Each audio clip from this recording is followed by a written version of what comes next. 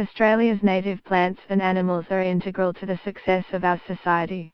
We depend on wildlife to pollinate many of our crops.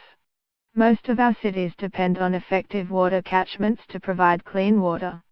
And medical scientists are making important breakthroughs in managing disease and health issues based on discoveries in nature. The mental health benefits of a dose of nature are becoming more widely recognized, on top of our own experiences of having fun and enjoying the natural wonders of national parks. Our nature inspires us in all kinds of ways, and you can build major industries around that. The Great Barrier Reef is reportedly worth $56 billion to the Australian economy. It is therefore surprising, on one hand, to read the Australian Conservation Foundation and Wilderness Society budget submission that the Australian government has slashed environmental spending by 1/3 since 2013.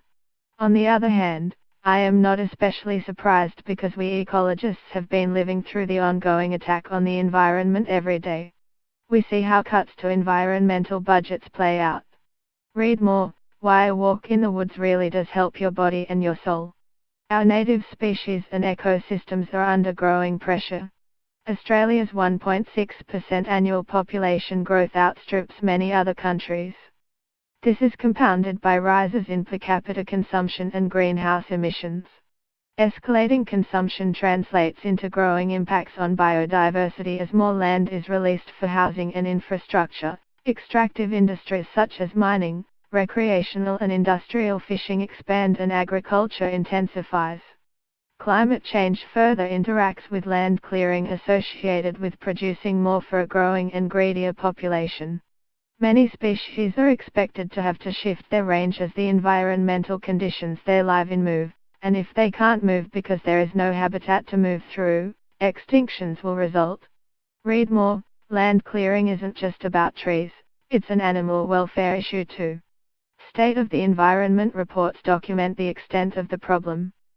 For example, between 2011 and 2015, there was a 66% increase in the number of critically endangered animals, from 38 in 2011 to 63 in 2015, and a 28% increase in critically endangered plants, 112 in 2011, 143 in 2015.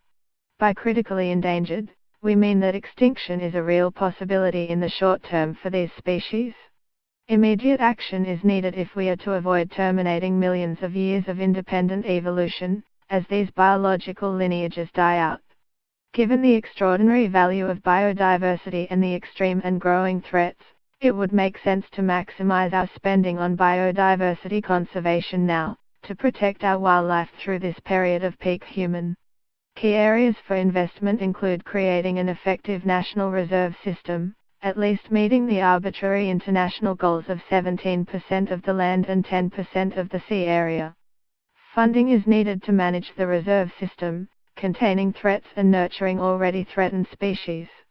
Meanwhile, outside of reserves where most of the people live and interact with nature, biodiversity needs to be provided for, and threats need to be managed.